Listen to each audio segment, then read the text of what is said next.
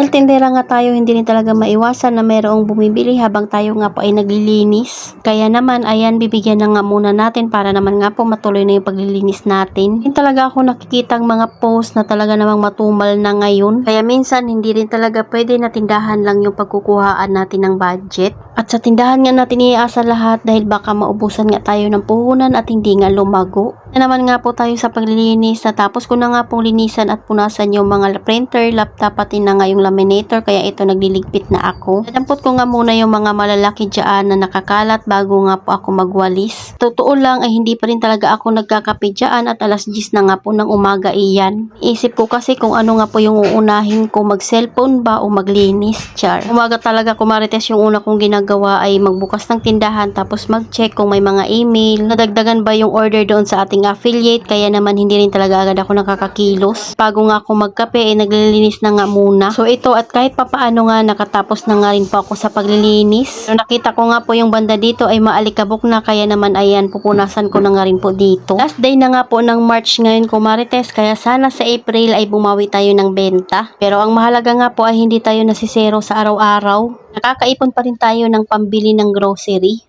Kaya lang minsan ay talaga namang tinatamad din akong pumunta ng grocery, lalo na nga ngayon ay talaga namang sobrang init. Yung naka-fast forward lang yung video mo, kaya naman ilang minuto lang natapos yung paglilinis mo, pero talaga naman sa totoong buhay ay oras mo rin talaga ang ginugol dyan. Ayan, at maganda na nga rin po tingnan itong aming munting bahay. Dito lang banda dahil sa kabila naman ako maglilinis sa susunod. So ayun lang muna ko Marites. Salamat sa panonood. Follow for more. God bless us. At sana share nyo na nga rin po itong aking video.